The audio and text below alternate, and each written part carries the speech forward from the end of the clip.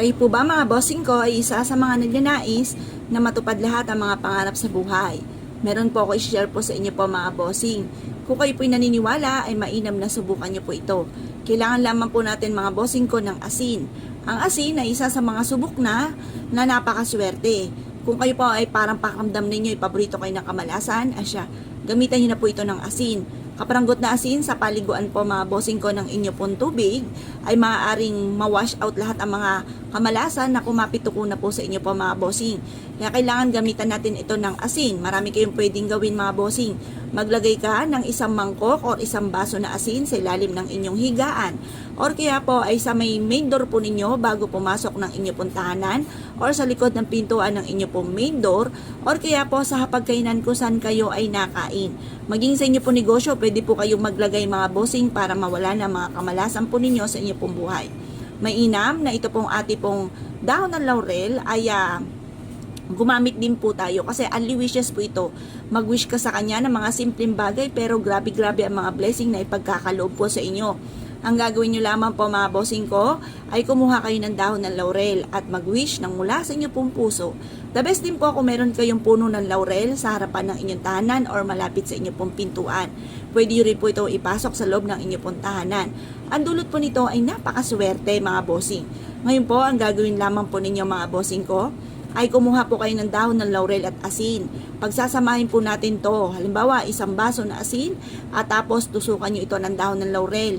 Subok na po ito na napakaswerte. Isa po ito sa napakapaborito ko na pampaswerte. Basta ang ating asin, mga bossing ko, ay nananatiling puting-puti, malinis, okay po yan. Huwag lamang po mga bossing ko matutunaw ang asin. Ang ibig sabihin kapag natunaw ang asin ay marami siyang nahigop ng mga negatibong enerhiya. Kaya mas mainam mga bossing ko na mananatili po na puting-puti at buo-buo po ang ating asin. Kaya lang po mga bossing, huwag kayong matatakot kasi may bossing din ako na nanigas daw ang pinakaibabaw ng asin. Okay lang po yun kasi kumuha ka po ng kutsara at ito po'y haluin ninyo. Yan po mga bossing ko ay buo-buo pa rin. Nanigas lang ang mismong ibabaw. Ngayon po mga bossing, harap kayo sa may silangan ng 6:30 or kaya po'y alas 7. Matatapos ang paggawa ng pampaswerte hanggang alas 8 ng umaga kasi yan po ibibilad pa natin hanggang alas 8. Kaya maglalaan ka ng oras ng pagbibilad. Mag-wish po kayo kung ano ang nais po ninyo. Halimbawa mga bossing, dati-dati mga bossing, lagi lang ako humihiling ng dagdag ng 10,000 sa bawat buwan na dumarating sa amin pero labis-labis ang dumating na blessing. Kaya gawin nyo rin po ito mga bossing. Basta mula sa inyo pong puso, kung anong binubukan ng bibig, yan tinatakbo ng inyong isipan at nagmumula sa puso, mga bossing ko, ang pag-wish. Ngayon po mga bossing, mag-wish na po kayo. I-wish po ninyo kung halimbawa walang bahay, magkaroon ng sariling bahay. Tapos kung gusto nyo po na magkaroon ng negosyo, kung mahilig kang magnegosyo, i-wish nyo rin po na magkaroon ako ng negosyo na dito na ako yayaman. Direct to the point ang pag-wish mga bossing. Dahil ito ay wala namang bayad kapag ikaw ay nag-wish ng labis-labis. Ganun din po mga bossing ko, ikaw ay lagi na lamang pong may karamdaman, i-wish po ninyo na gumaling na kayo sa inyong karamdaman. Kung kayo po mga bossing ko ay lagi na lang napagchichismisan, ang ibig sabihin niya kapag kayo napagchichismisan, artista ka sa kanilang paningin. Kapag naman naiinggit sila sa inyo, higit ka kaysa sa kanila.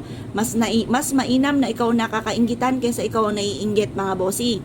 Kaya lang po, kailangan meron tayong proteksyon kasi kung ano man po yung gawin po nila, manalangin ng masama sa inyo at or kaya mga palipad hangin ay hindi tatalab mga bossing. At ito ay kaagad babalik sa taong naiinggit or kaya po ay chinichismis ka. Ngayon pa mga bossing, mag-wish na kayo na mula sa inyo pong puso. Proven po ito na maswerte.